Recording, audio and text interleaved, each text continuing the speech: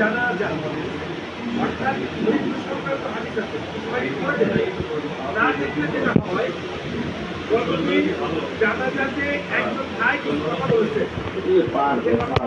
জানা যায় কথা বলা ঠিক না, আমি কথা বলার পক্ষে না।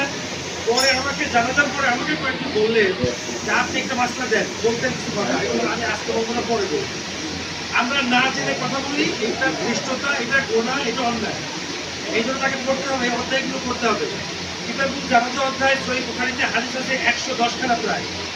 কিতাবুল জানাজা অধ্যায় সহিহ মুসলিমে হাদিস আছে প্রায় 160 খানা।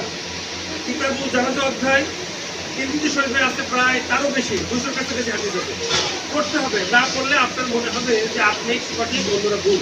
করতে হবে। আমি কয়েকটা হাদিসগুলো সামনে চলে, সেটি হলো সহিহ বুখারী কিতাবুল জানাজা অধ্যায় হাদিস নম্বর 1250, হযরত আবু হুরায়রা থেকে বর্ণিত।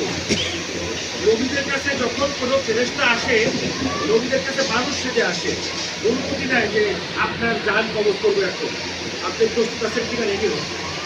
মুসা নবীকে সবাই খেটা নবী বলে, তার কাছে মালাকুল মউত এসে হাজির, ইয়া মুসা কালিমুল্লাহ, আপনি প্রস্তুত কিনা, আল্লাহ আমাকে পাঠিয়েছেন আপনার জান কবজ করার জন্য। মুসা নবীর সাথে সাথে এক কাপড় মেরে দিচ্ছে, হাদিসের কথা বলছে, সহিহ হাদিস, এক কাপড় মেরে দিয়েছে। একটা হাদিস আছে এটা ঘুষে মেরে দিয়েছে।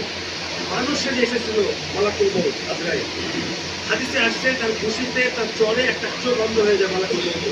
তিনি সেটা চলে যান আল্লাহর কাছে, ইমামে আল্লাহ, আপনার ওই বান্দা ওই নবী পড়তে চায় না, আমাকে ঘুষে মেরে চোখ কাটা করে দিয়েছে। আল্লাহ বলে তুমি ফিরে যাও তার কাছে, যে বলো তুমি কি আরো বাঁচতে চাও, তাহলে তোমার পাশে একটা দুম্বা আছে, একটা গরু আছে, নাভি আছে, ওর পিঠের উপরে হাত রাখতে বলো।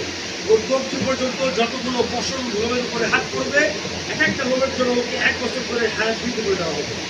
আল্লাহ আমার যথেষ্ট এসে বলে নিয়ে বস্তা কারিমুল্লাহ, আল্লাহ বলেছেন যদি আপনি হায়াত বেশি